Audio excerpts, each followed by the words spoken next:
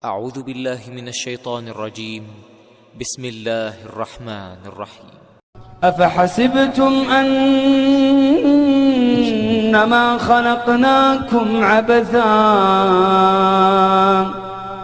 وأنكم إلينا لا ترجعون. Kita masuk lebih dalam teman-teman tentang surga, tempat yang akan kita tuju insya Allah, yang kita jadikan sebagai tujuan utama kita. Bab ke-10, istana-istana surga. Koma, kamar, dan juga tendanya. Allah menggambarkan dalam Al-Quran, dalam surah At-Taubah, surah nomor 9, ayat 72. A'udzu billahi minasyaitonir rajim, wa masakina thayyibatan fi jannati 'adn. Dan mereka di surga akan mendapatkan tempat-tempat yang bagus di surga Aden. Ya. Masakin jamak daripada maskan, artinya tempat tinggal, rumah, istanahnya, gitu kan. Thayyibah ini berkualitas. Anda sering dengar ayat tentang masalah makanan dan minuman ya. Makan dan minumlah halalan dan thayyibah. Halal yang dibolehkan, thayyibah yang berkualitas. Orang Arab itu kalau makanan, kalau dia, karena ini kan bahasa Arab jadi kita jelaskan begitu ya. Kalau dia dapat makanan wanginya, baunya wangi, penataannya rapi, cita rasanya enak, porsinya pas, bahasanya thayyibah. Ya. Ada orang bertutur kata, susunan katanya, kata-katanya tepat, intonasi suaranya tepat, bahasa yang digunakan tepat, ya. Tidak panjang, tidak kurang. Dikatakan kalimatun thayyibah. Kan gitu. Sebuah kota yang bagus, tertata rapi, negeri dikatakan baldatun thayyibah. Ya. Madinah dikatakan nama lainnya thayyibah, Thaba dan thayyibah. Begitu. Allah mengatakan wa masakina thayyibatan. Tempat-tempat tinggal yang puji penciptanya Allah. Thayyibah, berkualitas, high quality ini. High quality. Anda kalau mau bangun bangunan high quality di dunia, Anda butuh kontraktor yang sangat mahal dan biaya yang mahal. Kalau mau kualitasnya bagus, pasti biayanya lebih mahal. Kan begitu. Tapi subhanallah ya. Allah subhanahu wa ta'ala jadikan salah satu hal yang dibanggakan di surga adalah ini. Allah subhanahu wa ta'ala menjadikan masakina thayyibah. Kemudian juga selanjutnya penulis mengangkat surah Saba. Tapi sini tidak ditulis ayatnya ya oleh penerbit. Maka kita coba baca. Surah Saba ini surah nomor 34 ya dalam Al-Quran. Ayatnya 37 ya. A'udzu billahi minasyaitonir rajim. Wa ma amwalukum wala auladukum billati tuqarribukum indana zulfa illa man amana wa amila salihan faulaika lahum jazaa'ud dhi'fi bima amilu wa hum fi ghurufati aminun. Ya, saya ulangi ayatnya. Wa ma amwalukum wala auladukum billati tuqarribukum indana zulfa illa man amana wa amila salihan faulaika lahum jazaa'ud dhi'fi bima amilu wa hum fi ghurufati aminun. Dan sekali-kali bukanlah harta dan bukan pula anak-anak kamu mendekatkan kamu kepada kami sedikit pun. Tetapi orang-orang yang beriman dan mengerjakan amal-amal saleh, mereka itulah yang memperoleh balasan yang berlipat ganda disebabkan apa yang telah mereka kerjakan, dan mereka aman sentosa di tempat-tempat yang tinggi di surga. Di sini kita bisa garis bawahi ya, potongan kata gurufat, jamak daripada gurfa. Orang Arab juga membahasakan kamar-kamar ya. Mereka akan berada di kamar-kamar, dan dikatakan di sini aman sentosa, artinya tentram sekali, nyaman sekali. Ya.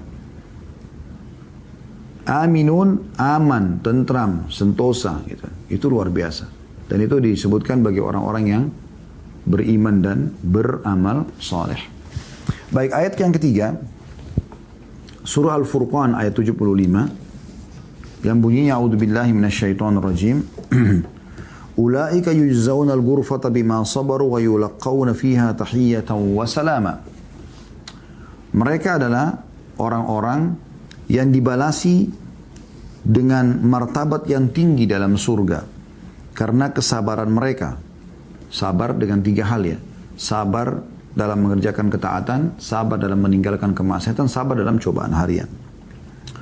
Mereka itulah orang yang dibalasi dengan martabat yang tinggi dalam surga karena kesabaran mereka, dan mereka disambut dengan penghormatan dan ucapan selamat di dalamnya.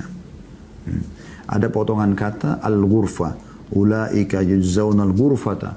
Al-ghurfa di sini dibalas dengan diterjemahkan martabat yang tinggi. Tapi kalau bahasa letterletnya adalah istana, kamar yang mewah.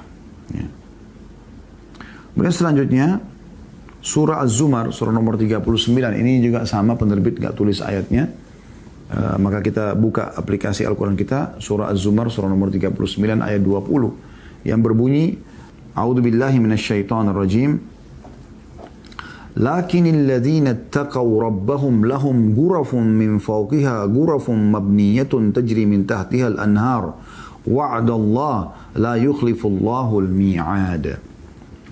Tetapi orang-orang yang bertakwa kepada Tuhannya, mereka mendapat tempat-tempat yang tinggi. Guraf jamak daripada gurfa, artinya kamar-kamar yang mewah. Ya. Di atasnya dibangun pula tempat-tempat yang tinggi, yang di bawahnya mengalir sungai-sungai. Allah telah berjanji dengan sebenar-benarnya, Allah tidak akan memungkiri janjinya. La ilaha illallah. Allah sudah sebutkan tentang fasilitas ini, walaupun Allah tidak katakan, Allah tidak memungkiri janjinya, maka kita sudah percaya. Apalagi dengan Allah mengatakan, sudah menjelaskan ini, karena akan dapat nanti istana-istana di surga, yang istana, di atasnya lagi ada istana. Ya. Jadi kayak bersusun, di bawahnya ada sungai mengalir. Anda lihat hotel-hotel biasanya, kalau view-nya, pemandangannya bisa melihat ke laut, biasanya lebih mahal ya. Ke sungai, ke danau, Anda bisa lihat air. Anda tiap hari nanti punya istana yang di depan mata Anda bisa saksikan sungai yang mengalir. Bahkan dalam surah Muhammad, surah nomor 47 ayat 15, Allah gambarkan di surga itu akan ada lautan dari susu yang tersaring, tidak akan basi. Susu yang tidak akan basi. Madu yang tersaring, khamr atau minuman anggur yang tidak memabukkan, dan air tawar yang manis. Dari lautan inilah 4 ini mengalir ke semua sungai-sungai yang ada di istana setiap penghuni surga. Gratis. Yang penting selama di dunia patuh kepada Allah. Apa susahnya jadi orang baik? Kemudian juga Allah gambarkan dalam surah Ar-Rahman ayat 72. A'udzubillahi minasyaitonirrajim. Hurum maqsuratun fil khiyam. Bidadari-bidadari yang jelita. Jelita matanya bersih, yang belum pernah dikucek. Kayak anak-anak kecil kita ya, biasanya yang masih kecil-kecil, yang balita. Putih bersih dipingit dalam khiyam. Khiyam itu lebih tepatnya istana ya, atau kemah. Di sini terjemahannya rumah. Artinya mereka para bidadari yang putih, yang cantik, yang jelita ini akan ada dalam istana-istana ya, atau kemah-kemah di situ. Kita dengarkan rincian daripada ayat-ayat ini dari hadis-hadis Nabi SAW, karena memang beliau yang merincikan makna-makna ayat ya. Hadis yang pertama dalam bab kita, bab 10 ini, istana-istana surga. Nomor 30 dari awal kita belajar, Abu Musa al-Ash'ari radhiyallahu anhu meriwayatkan dari Nabi SAW, beliau bersabda, seorang mukmin di surga sungguh memiliki sebuah kemah terbuat dari sebuah intan yang berongga. Kemah tapi dari intan, bukan lagi kain gitu. Panjangnya 60 mil. Itu bagaimana lebarnya? Ya. 60 mil. Puluhan kilometer. Jadi bukan lagi meter-meteran ya. Puluhan kilometer. Di dalamnya terdapat istri-istri yang dinikmati oleh seorang mukmin, tapi satu sama lain tidak melihat. Jadi dia bisa punya lebih dari satu orang bidadari atau istri, tapi karena besarnya istana itu, ya kemah itu, sampai di setiap sudutnya ada istri yang dia tidak perlu saling melihat satu sama yang lain. Hadis ini diriwayatkan Bukhari jadi 8 halaman 264 dan Muslim jadi 17 halaman 175. Hadis yang kedua dalam bab kita ini, hadis 31 dari awal kita belajar, Abu Musa al-Ash'ari, masih orang yang sama radhiyallahu anhu, meriwayatkan sabda Rasulullah sallallahu alaihi wasallam, "Inna fil jannati ghurafan yura zahiruha min batiniha wa batinuha min zahiriha. A'addallahu ta'ala liman at'ama at-ta'am wa alana al-kalam wa shalla bil-laili wan nasu niyam. Sesungguhnya di surga itu terdapat guraf, kamar-kamar mewah. Ya. Sweet room, lebih dari sweet room gitu. Kalau kita biasa istilahkan gitu kan. Orang kalau masuk hotel-hotel bintang 5 tanya sweet roomnya mana. Sesungguhnya di surga atau presiden room, ya, macam-macam istilahnya. Sesungguhnya di surga terdapat guraf, kamar-kamar yang istimewa ini, yang bagian luarnya terlihat dari dalamnya, transparan bisa terlihat. Dan bagian dalamnya terlihat dari luarnya. Itu disiapkan oleh Allah Azza wa Jal, Allah yang Maha Mulia dan Maha Tinggi, bagi siapa yang memberikan makanan. Kemudian lemah lembut dalam berbicara. Kemudian solat pada malam hari pada saat orang sedang tidur. Hadis ini riwayat Ahmad dan Ibn Hibban. At-Tirmidzi meriwayatkan dari Ali dan At-Tabarani dalam Al-Kabir dari Abdullah bin Amr bin As radhiyallahu anhu ajma'in, dan juga Al-Mundhiri menyebutkan dalam kitab Targhibnya jadi 2 halaman 24, diikuti oleh Al-Haythami dalam Majma' jadi 2 halaman 254, serta disebutkan juga dalam Sahihul Jami' oleh Albani jadi 2 halaman 220. Teman-teman sekalian, ringan sekali menjadi ahli surga. Lihat, kata Nabi SAW, surga memiliki istana-istana, kamar-kamar yang sweet, presiden sweet. Apalah istilahnya? Anda coba searching sebentar, kamar Al-Burj, ya, atau apalah hotel-hotel bintang 5 di Dubai, di Abu Dhabi. Tuh di dunia ini kira-kira yang paling mewah mana? Anda cari kamar yang paling bagusnya. Ini yang kamar di istana di surga beri jutaan kali lebih bagus daripada itu. Disiapkan oleh Allah Subhanahu wa taala. Dan sekarang sudah ada surga itu. Neraka pun sudah ada. Sudah kita jelaskan ini. Maka kalau kita berdoa sama Allah Subhanahu wa taala tentang surga, surga merespon langsung, ya Allah, dia minta masuk ke dalamku, masukkanlah dia. Kalau kita berlindung dari neraka, neraka mengatakan, ya Allah, hamba-Mu fulan berlindung agar tidak masuk ke dalamku, maka selamatkan dia. Kita sudah jelaskan juga dalam bab neraka bagaimana neraka mengeluh tentang sebagainya membakar atau panasnya, sebagian menimpa yang lainnya. Maka Allah pun mengizinkan neraka bernafas 2 kali, itu yang kalian dapatkan di musim panas yang sangat dan di musim dingin yang sangat. Jadi ada surga dan neraka itu. Bukan tidak ada.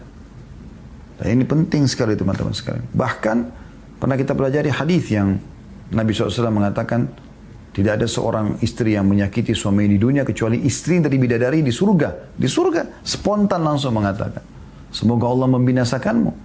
Dia hanya tamu di sini dan dia akan menuju kepada kami. Kalau tidak bisa urus suami, mereka kami yang urus. Ini suami kami juga di akhirat. Jadi surga sudah ada teman-teman.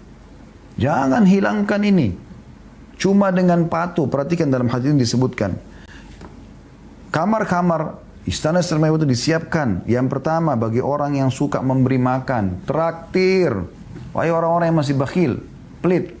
Selalu mau ditraktir oleh temannya. Bayar, Anda yang ke kasir bayar. Traktir orang. Beri makan. Disiapkan untuk orang yang memberi makan. Jangan lewatkan 1 hari kecuali Anda sudah memberi makan kepada orang. Beri makan, tidak ada sulitnya. Wahai para suami, royal sama istri, berikan makan dan minum kepada mereka. Istri, masakan yang enak buat suami. Ketemu orang miskin, orang susah dari keluarga, bantu mereka, kasih. Jangan tidak. Memberi makan, pahalanya besar.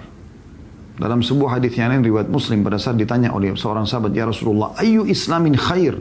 Perbuatan apa dalam Islam yang paling besar pahalanya setelah yang wajib-wajib? Kata Nabi SAW, tut'imut ta'am. Kau berikan makan ke orang. Berikan makan kepada orang. Orang lapar atau tidak lapar. Selama kita lihat berikan makan kepada orang. Apalagi kalau orang lapar, kita dapat pahala 2, memberi makan dan menghilangkan lapar orang. Dan memberi makan teman-teman, dalam surah Insan Allah mengatakan wa yut'imuna at-ta'ama ala hubbihi miskina wa yatima wa asira. Dan mereka memberikan makanan-makanan yang mereka sukai. Bukan makanan-makanan sisa yang tidak habis gitu. Yang tidak ada, yang takut basi. Atau bahkan sudah expired, kadang-kadang orang baru mau keluarkan. Yang dia suka. Teman-teman yang beli buah-buahan, beli makanan sebelum Anda makan sama istri, sama anak di rumah, sama suami. Sisipkan buat pembantu rumah tangga, sisipkan buat supir, kasih mereka biar mereka juga merasakan. Sering terjadi pencurian makanan dari kulkas dari mereka karena mereka tidak dikasih. Mereka tidak dikasih, saudaraku. Kejar pahala, berikan makan kepada orang. Kemudian yang kedua, lemah lembut dalam berbicara. Sampai kata Nabi SAW dalam sebuah hadits Bukhari, laisa sur'atu bil ghadab.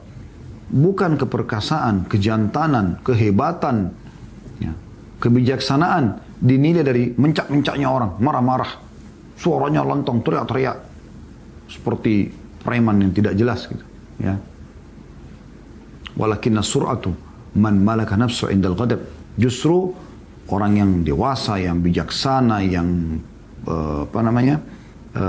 pemberani, semua perkasa adalah orang yang justru bisa mengontrol emosinya pada saat dia marah.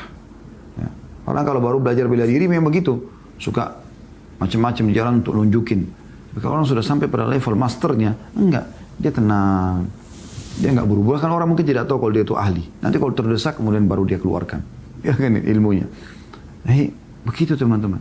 Jadi nggak perlu, angkat-angkat suara, ribut-ributan, berantem-berantem untuk apa? Saya sering bahasakan, kalau ada yang ajak Anda berantem, tinggalkan dia berantem sama tembok saja. Biar ribut, sudah. Kau pengecut, ya sudah. Terserah, nggak apa-apa, nggak masalah. Yang penting saya tidak mau ribut-ribut. Sampai kata Nabi SAW, aku akan menjadi penjamin, ya, tempat di surga bagi orang yang meninggalkan perdebatan, pertengkaran, walaupun dia benar. Dikasih istana di surga. Kita jelaskan kebenaran, diterima. Tidak diterima ya sudah. Tidak usah ribut-ribut. Yang ketiga, sholat pada malam hari sewaktu orang sedang tidur. Ini, sholat tahajud.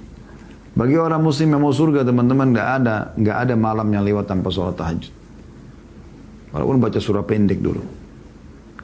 Bukan saja negosiasi lagi. Nggak ada istilah bagi seorang mukmin yang betul-betul beriman kepada Allah, kejar surga, mengatakan, oh saya sudah 1 bulan tidak sholat malam. Nggak. 1 malam saya dia luput itu dia sudah kesedihan, sedih luar biasa gitu. Karena bagi dia itu munajat antara dia sama Tuhannya, bagaimana dia bisa luputkan. Hadis selanjutnya, hadis nomor 32 dari awal kita belajar, Abu Hurairah radhiyallahu anhu meriwayatkan Jibril datang kepada Nabi SAW seraya berkata, wahai Rasulullah, ini Khadijah datang dengan membawa bejana yang berisi kuah dan makanan. Jika dia datang kepadamu, sampaikan salam dari Robnya dan dariku kepadanya. Berikan kabar gembira kepadanya tentang sebuah rumah di surga terbuat dari intan, tiada teriakan dan kepenatan di dalamnya. Hadis ini riwayat Bukhari dan Muslim. Wahai muslimah, wahai muslimah, wahai semua kaum wanita muslimah, wahai istri, wahai ibu, wahai tante, wahai saudari, wahai anak, wahai muslimah, renungi hadis ini. Nabi SAW pernah duduk bersama Khadijah. Dan saking cintanya dia sama suaminya Rasulullah SAW. Dan dia pekah ingin mengejar yang terbaik dari suaminya. Maka dia pun ya, tahu dari raut wajah Nabi SAW kalau Nabi itu lagi lapar, Nabi lagi sedih, tahu dari raut wajahnya. Begitu Nabi SAW masuk, Khadijah pamit sebentar ke belakang khusus untuk menyiapkan makanan kesukaan Nabi SAW. Ini istri yang salihah. Bukan istri yang suaminya datang masih harus tanya mana makanan. Kadang-kadang jawabannya dengan santai, udah habis. Padahal suaminya lapar. Dan itu juga dari hasil nafkah dari suaminya. La haula wa la quwata illa billah. Akhirnya cuma digodokin mie instan, selesai. Kejar surga dari suamimu. Khadijah, karena radhiyallahu anha, ini hadis ini gitu ya. Karena tahu Nabi SAW mau makan dan disiapkan makanan terenaknya. Jibril turun khusus dari langit menemui Nabi SAW dan mengatakan apa? Karena perbuatannya Khadijah ini melayani suami dengan baik sampai mengetahui kebutuhannya suami, walaupun suami belum ngomong, sampaikan salam Tuhannya kepadanya. La ilaha illallah. Wahai muslimah, kalau engkau tidak tersentuh dengan hadis ini, hadis apa lagi kira-kira yang kau butuhkan untuk melunakkan hatimu? Ya. Allah kirim salam kepada Khadijah karena melayani suami dengan baik. Dan kata Jibril AS, sampaikan salamku juga. Serta, tidak cukup sampai situ. Sampaikan dia dengan perbuatannya ini akan dapat 1 istana di surga. Ya, terbuat dari intan. Di dalamnya tidak ada teriakan dan kepenatan. Nggak ada gerah. Nggak ada bising-bising, nggak ada, tenang semuanya. Anda kalau nginap di hotel, yang di pegunungan, kayak kita di Jakarta mesti di puncak ada hotel yang mewah, Anda masuk, Anda tenang, udaranya sejuk, tenang, Anda enak sekali, istirahat enak, biologis enak, makan minum enak, enak semuanya. Itu istana di surga itu sifatnya begitu. Tidak ada teriakan, tidak ada penat, nggak ada gelah gerah, nggak ada. Kenapa? Karena Khadijah nggak pernah teriak depan suaminya, nggak pernah sorotin suami dengan kata-kata yang kasar, nggak pernah. Kemudian hadis selanjutnya, hadis nomor 33. Ibnu Abbas radhiyallahu anhu meriwayatkan sabda Rasulullah SAW, "Man bana lillahi masjidan walau ka mafhasi qatatin li baydhiha, banallahu lahu baitan fil jannah." Barang siapa yang membangun masjid karena Allah, walaupun seperti rumah burung untuk telurnya. Anda bisa lihat burung kalau buat sarang hanya untuk taruh satu telur kan kecil biasa dari jerami-jerami. Maka Allah akan membangunkan untuknya sebuah istana di surga. Hadis ini diriwayatkan oleh Ahmad, disahihkan oleh Albani dalam Sahih Al-Jami' dan juga diriwayatkan oleh Bukhari dan Muslim. Kejar istana di surga, perbanyak istanamu hai Muslim dengan menyumbang untuk masjid. Anda kalau tinggal di Saudi atau daerah Timur Tengah umumnya, misalnya Emirat, Qatar, Oman, Anda mungkin tidak bisa nyumbang untuk masjid. Karena orang kaya-kaya dan orang sendiri bangun masjid buat dia sendiri. Di Indonesia luar biasa Allah kasih peluang kita raih ini. Ya. Tidak mungkin, saya yakin ada di antara kita yang tidak pernah lewatin teman-teman masjid yang lagi taruh kotak amal di depan masjidnya karena butuh bantuan. Bahkan kita hari Jumat kotak amal sedang dijalankan. Pintu-pintu masjid dipulik-pulik kotak amal. Anda pernah lihat kotak amal di Masjid Haram Mekah dan Masjid Nabawi Madinah? Nggak bakaran. Kalau pemerintah Saudi mau buka itu mungkin jutaan miliaran real bisa masuk dari jemaah haji dan jemaah umrah. Dan mereka tidak mau, mereka mau raih pahala sendiri. Burj Sa'ah itu building jam yang besar, itu tertulis besar-besar wakaf Raja Abdul Aziz. Anak-anaknya membeli tanah itu dengan uang mereka, membangun building itu, ada mall, ada hotelnya, semua hasilnya dipakai untuk pembangunan masjid. Mereka nggak kasih peluang untuk orang lain karena mereka mau cari pahala. Di Indonesia kita punya peluang luar biasa, tiap hari kita bisa punya istana di surga teman-teman. Kenapa Anda lewatkan kotak amal pembangunan masjid tanpa nyumbang? Saya kan udah nyumbang kemarin, Ustaz, lewat. Kemarin buku amalmu sudah dicatat, hai Muslim. Hari ini, saat ini kau masih hidup, mungkin kau masih diberikan kesempatan. Dari mana kita tahu teman-teman, mungkin kemarin sudah dapat istana di surga, hari ini kita sumbang dapat lagi istana di surga. Kalau kotak amal itu sebulan 30 hari, 30 kali Anda nyumbang 30 istana di surga. La ilaha illallah. Banyak orang mengharamkan diri dari pahala. Kata Nabi SAW, saya ulangi hadisnya. Barang siapa yang membangun masjid karena Allah, walaupun seperti besarnya sarang burung untuk telurnya saja, Allah akan bangunkan baginya istana di surga. Bagaimana dengan orang yang bangun masjid utuh? Sumbang akhi dan ukhti. 1.000 rupiah, 50.000, 100.000, berapalah. Ini cara mendapatkan istana di surga. Hadis nomor 34, Ummu Habibah radhiyallahu anha menceritakan sabda Nabi SAW, "Man shalla fil yawmi wal lailati 12 raka'ah tatawwu'an banallahu lahu baitan fil jannah." Cara yang lain mendapatkan istana di surga ada lagi. Barang siapa yang salat tatawwu', salat sunnah tambahan, dalam sehari semalam sebanyak 12 rakaat, maka Allah membangunkan untuknya sebuah istana di surga. Hadis ini diriwayatkan Muslim. Ini biasa juga disebut dengan sunnah rawatib. Dijelaskan dalam hadis lain, 12 rakaat ini adalah 2 rakaat antara azan dan iqamah subuh dikenal dengan sunnah al-fajr, yang kata Nabi SAW, rakaatai fajr khairu minad dunya wa ma fiha. 2 rakaat antara azan dan iqamah subuh lebih baik daripada dunia dan seluruh isinya. Kemudian 4 rakaat sebelum duhur, berarti tambah tadi 2 sebelum subuh, berarti sudah 6. 2 rakaat sudah duhur, 8. 2 rakaat sudah maghrib, berarti 10. 2 rakaat sudah isya, berarti 12. Ini kalau Anda jaga, maka Anda akan mendapatkan istana di surga. Bukan mustahil, rahmat Allah luas. Kalau Anda jaga setiap hari, mungkin setiap hari Anda dikasih istana. Kita berharap rahmat Allah luas. Kata Allah SWT, rahmati wasi'at kulla syai'. Rahmatku meliputi segala sesuatunya. Tidak ada yang mustahil. Dan Allah mengatakan, Inna Allah yarzuqu man yasha' bighairi hisab. Allah kalau berikan rezeki kepada hambanya, tidak ada hitungannya lagi. Royal teman-teman, nyumbang di jalan Allah SWT. Selamatkan dirimu, bawa hartamu ke langit.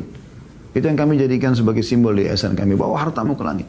Karena Abdullah bin Mas'ud radhiyallahu mengatakan, siapa yang bisa meletakkan hartanya di langit, yang tidak akan disentuh oleh rayap dan tidak akan disentuh oleh tangan pencuri, tidak akan dicuri oleh orang. Lakukanlah sedekah. Kesempatan emas. Baik, kita kembali kepada sholat sunnah ini. Tentu masih ada sholat-sholat sunnah yang lain. Ya, seperti misalnya 2 rakaat lagi sesudah duhur ya. Tadi kan 4 rakaat sebelum itu dan 2 rakaat sudah duhur. Tapi ada hadis lain yang berbunyi, siapa yang menjaga 4 rakaat sebelum duhur dan 4 rakaat sudah duhur, Allah akan haramkan baginya surga. Anda bisa tambahkan 2 rakaat lagi tadi, sehingga menjadi 14 rakaat. Ada juga sholat qabliyah asar 4 rakaat. Kata Nabi SAW, semoga Allah merahmati seorang hamba yang selalu menjaga 4 rakaat sebelum asar. Ada qabliyah maghrib dan qabliyah isya. Nabi SAW mengatakan bainal adzanaini shalah, di antara 2 azan, antara azan iqamah ada salat.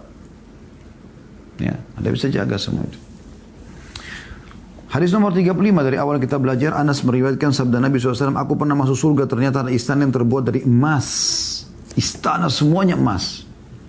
Lalu aku bertanya, untuk siapakah istana ini? Mereka menjawab, ya kata para malaikat, untuk seorang pemuda dari Quraisy.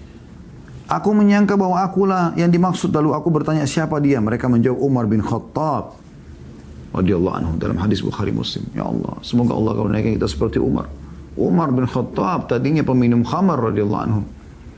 Orang yang jauh dari agama, tapi setelah Islam dia memperbaiki Islamnya, dia tunjukkan ketulusannya sampai mati dia istiqamah, diberikan istana dari emas semuanya. Dan itu Umar masih hidup, Nabi SAW diperlihatkan masalah ini. Tinggal ikuti perbuatan Umar, Anda akan dapat hal yang sama. Kata Allah, walan tajida li sunnatillahi tabdila. Kalian tidak akan mendapatkan perubahan dalam sunnatullah, dalam sistem yang Allah sudah buat. Yang mengikuti orang-orang baik, maka akan sama dengan mereka.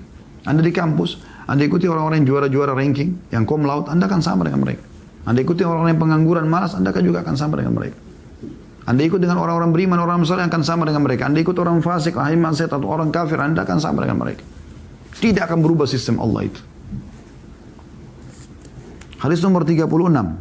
Abu Sa'id Al-Khudri radhiyallahu anhu meriwayatkan sabda Nabi sallallahu alaihi wasallam, sabda Rasulullah SAW, jika kaum mukminin sudah bebas dari neraka, mereka tertahan di jembatan yang terletak antara surga dan neraka, lalu mereka saling menuntut hak yang pernah dizalimi yang berlangsung di antara mereka di dunia.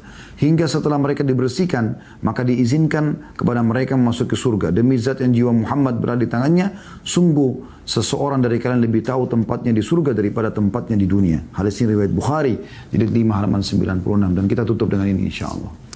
Kita akan lanjutkan nanti pertemuan akan datang dengan bab ke-11 masalah sungai-sungai dan mata air surga. Teman-teman renungi hadis ini. Kata Nabi SAW, kalau ahli surga mau masuk dalam surga, sudah lewat dari neraka, ada sebuah tempat namanya Qantara. Di situ nanti mereka akan dikumpulkan semua, seluruh ahli surga sebelum masuk ke surga. Lalu mereka akan saling membersihkan sisa-sisa permasalahan di antara mereka. Misal contoh, ada orang bertikai, dua-duanya orang muslim. Pada saat ditimbangan amal, mereka saling tuntut-menuntut nih. Si A sama si B. Si A misalnya pernah dizalimi oleh si B, maka si A tuntut. Misal contoh, dia pernah digibah, dia pernah difitnah, dia pernah diambil hartanya, dia pernah disakitin secara fisik, apalah. Kemudian si B punya 1000 pahala misalnya. Tuntutan si A ini mewajibkan pahalanya dikurangi 100 diberikan kepada si A. Maka diberikanlah kepada si A. Anggaplah si A juga punya pahala 1000, sekarang dia punya 1100 pahala. Si B tadinya punya 1000, tapi sekarang berkurang jadi 900. Tapi setelah ditimbang pahala si B sama dosanya, misalnya dosanya cuma 300, lebih berat pahalanya, dia masuk surga kan? Nah sekarang si A sama si B ketemu lagi tuh depan surga. Ya, kalau secara hitung-hitungan dunia, maka si B akan sakit hati dong. Ini si A nih, ambil pahala saya 100, kan gitu. Nah Allah bersihkan dulu semua itu. Suami istri yang pernah cerai di dunia, apalah Allah bersihkan. Selama mereka sama-sama di surga, Allah bersihkan semua. Kita tidak akan masuk surga teman-teman, sementara hati kita masih ada penyakit hati, dendam, iri, tidak ada lagi. Sudah dibersihkan semua, dibersihkan betul-betul. Kita masuk surga itu semua saling sayang, semua saling menghormati, semua sudah melupakan kenangan buruk, tidak ada lagi. Kemudian teman-teman sekalian, setelah itu kata Nabi SAW, ini sumpah yang luar biasa, memastikan kalau ini benar. Demi zat yang jiwa Muhammad dalam genggaman, maksudnya demi Allah, seseorang di antara kalian yang lebih mengenal istana-istana yang di surga daripada rumahnya di dunia. Renungi ini teman-teman sebagai penutup. Coba bayangkan. Siapa di antara kita teman-teman yang tidak kenal alamat rumahnya, tidak kenal rumahnya dia. Rumahnya dia loh ya. Jangankan rumahnya dia, kontrakan yang pernah dia ngontrak walaupun cuma beberapa hari, dia pasti ingat, oh di sana. Hotel yang pernah kita nginap sewa, kita ingat hotel itu. Bagaimana dengan rumah yang kita tinggal bertahun-tahun? Apa kata Nabi SAW? Nanti pada saat kita masuk surga, kita lebih kenal itu daripada rumah kita di dunia. Pertanyaan sederhana, bagaimana bisa terjadi sementara kan kita belum masuk ke dalam surga? Jawabannya sederhana. Nanti, kalau seseorang di antara kita akan meninggal dunia, dalam sebuah hadis disebutkan, maka akan datang malaikat-malaikat, kalau kita mau masuk, walau meninggal dalam keadaan beriman, insya Allah kita termasuk. Maka supaya dia tidak takut, malaikat ini memperlihatkan apa yang akan dia dapatkan. Ini loh sholatmu, ini loh puasamu, ini segala macam. Dan kena kau buat ini, kau akan masuk surga. Maka dia rindu ingin bertemu dengan Allah. Allah pun rindu bertemu dengannya. Lalu kemudian dia meninggal setelah itu. Kalau orang kafir, Allah perlihatkan dosa-dosanya. Allah perlihatkan dari malaikat akan datang memperlihatkan ini neraka. Maka dia pun benci bertemu dengan Allah, benci mati. Allah pun benci bertemu dengannya. Kata Nabi SAW, siapa yang rindu ketemu dengan Allah, Allah akan rindu bertemu dengannya. Dan siapa yang benci ketemu dengan Allah, maka Allah pun benci kepada. Ini maknanya. Setelah itu masuk ke dalam kuburan. Kata Nabi SAW, kalau orang mukmin maka akan diperlihatkan istananya di surga. Lalu dikatakan, Allah berfirman kepada para malaikat, bentangkan permadaninya dari surga. Lalu sampailah kepadanya bau wangi. Jadi setiap hari di kuburan kita lihat surga kita. Berapa puluh tahun, bahkan ada orang sudah ratusan tahun, bukan ada sudah ribuan tahun orang meninggal dari zaman dulu. Zaman Nabi lebih dulu, itu sudah ribuan tahun dia lihat istananya. Jadi pasti dia kenal. Bahkan lebih kenal daripada tempatnya di dunia. Karena tempat di surga tidak akan pernah berubah. Begitu-begitu terus abadi. Kalau di dunia, kita jual rumah kita atau kita meninggal, dibagi warisan, sudah bisa berubah. Kalau kita dihidupkan lagi, mungkin kita sudah tidak kenal kalau sudah berubah bangunannya. Di surga tidak akan berubah. Makanya kita akan betul-betul mengenal istana di surga, lebih kita kenal daripada rumah kita di dunia. La ilaha illallah. Berarti ini memastikan memang surga kita ada. Tinggal patuh saja, saudaraku.